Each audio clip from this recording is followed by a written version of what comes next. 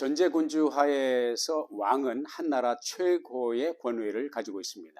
그 왕의 생각, 판단, 그리고 명령에 따라서 사람이 죽고 사는 운명이 결정되죠. 더 나아가서 나라의 흥망성쇠가 결정된다고 해도 과언이 아닐 것입니다. 하지만 성경은 선언합니다. 잠언서 21장 1절에 보면 왕의 마음이 여호와의 손에 있음이 마치 보의 물과 같아서 그가 임의로 인도하시느니라. 곡식을 재배하는 농부에게 있어서요, 물은 생명과 같은 거죠. 물 없이 농사를 지을 수가 있을까요? 그 물에도 그 물이 흐르는 길이 있는데 물길이라고 하죠. 그런데 그 물길은 농부가 마음먹기에 따라서 언제든지 방향을 바꿀 수가 있습니다. 저는 농부의 아들로 자라면서 아버지께서 삽으로 흙을 몇 삽을 떠서 막으면 물길의 방향이 달라지는 것을 종종 보았습니다. 하나님은 왕의 생각과 마음을 그렇게 돌려놓으실 수 있다고 말씀합니다. 겉으로 보기에는 인간의 모든 삶의 방향과 운명을 사람이 결정짓는 것 같지만 모든 것이 사람의 생각대로만 움직이지 않는다는 것을 성경은 말하고 있습니다. 잠언서 16장 9절에도 사람이 마음으로 자기 길을 계획할지라도 그 걸음을 인도하시는 자는 여호와시니라. 저는 하나님께서 한 나라의 역사뿐만 아니라 사람 개개인의 삶의 방향과 미래를 정하시고 또 인도하시는 것을 저는 의심 없이 믿습니다. 이렇게 인간의 삶과 역사에 구체적으로 간섭하시고 섭리하시는 하나님의 역사의 한 장면이 기록되어 있는 것이 바로 구약성경 사무엘하 16장인데요. 제가 15절부터 23절까지 읽겠습니다. 압살롬과 모든 이스라엘 백성들이 예루살렘에 이르고 아히도벨도 저와 함께 이른지라. 다윗의 친구 아렉 사람 후세가 압살롬에게 나올 때에 저에게 말하기를 왕이여 만세, 왕이여 만세하니 압살롬이 후세에게 이르되 이것이 내가 친구를 후대하는 것이냐? 내가 어찌하여 내 친구와 함께 가지 아니하였느냐? 후세가 압살롬에게 이르되 그렇지 아니하니이다. 내가 여호와와 이 백성 모든 이스라엘의 택한 자에게 속하여 그와 함께 거할 것이니이다. 또 내가 이제 누구를 섬기리이까? 그 아들이 아니니까 내가 전에 왕의 아버지를 섬긴 것 같이 왕을 섬기리이다 하니라. 압살롬이 아히도벨에게 이르되 너는 어떻게 행할 모략을 우리에게 가르치라. 아히도벨이 압살롬에게 이르되 왕의 아버지가 머물러 두어 궁을 지키게 한 후궁들로 더불어 동침하소서. 그리하면 왕께서 왕의 부친에 미워하는 바 되면 온 이스라엘이 들으리니 왕과 함께 있는 모든 사람이 힘이 더욱 강하여지리이다.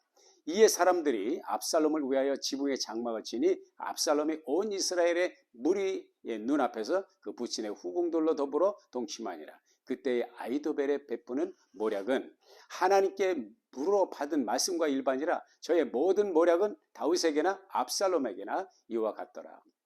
부왕을 몰아내고요, 스스로 왕이 되려는 압살롬의 왕위 찬탈 계획은 순풍의 돛담배처럼 움직이고 있었습니다.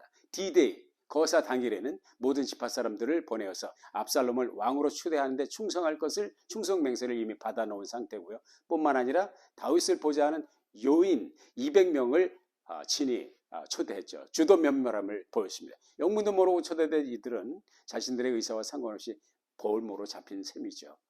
예루살렘에 남아있던 다윗은 이렇게 급박하게 전개되는 상황에 대해서 보고를 받습니다. 경천동지할 일이죠.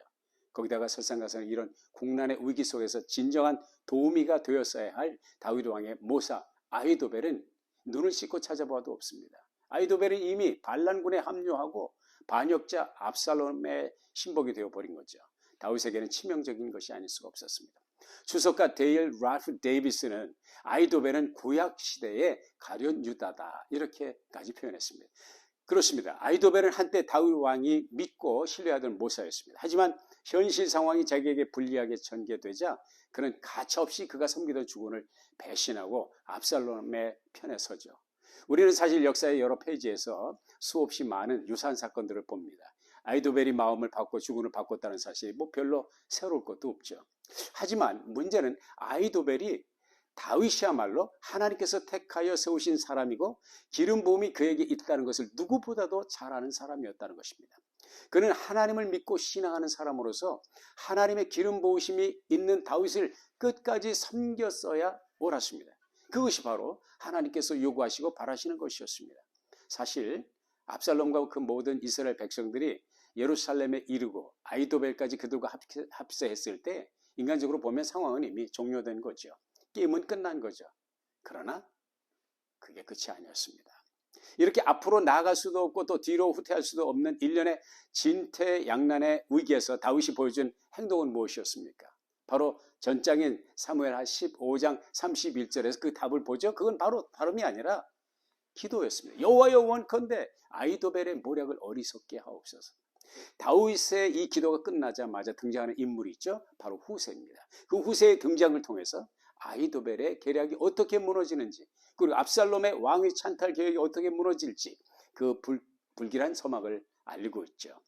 아히도벨은 타의 추종을 불허할 만큼 뛰어난 모사였지 않습니까? 그의 지혜는 다윗에게도 압살롬에게도 인정받았습니다.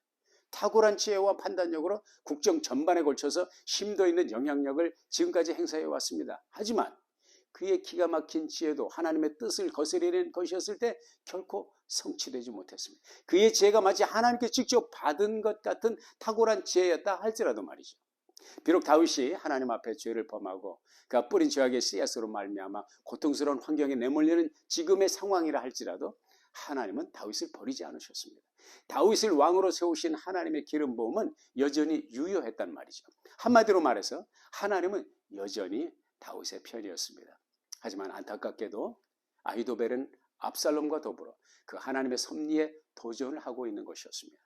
아히도벨은 압살롬으로 하여금 본래 섬기던 죽은 다윗 왕의 후군을 백주 대낮에 백성들이 보는 눈앞에서 통침하도록 했습니다. 그래서 압살롬의 왕의 집권 의지를 만천하에 드러내어서 돌아올 수 없는 강을 그로 하여금 건너게 한 것이죠. 참으로 압살롬다운, 아니 그 아히멜렉다운 그러한 모략이죠. 하지만 왕의 마음을 보의 물길을 바꾸듯이 하시는 하나님께서 결국 아히도벨의 계략이 폐기 처분되도록 하십니다. 그 일을 하시기 위해서 들어쓴 사람이 바로 아렉 사람 후세였죠.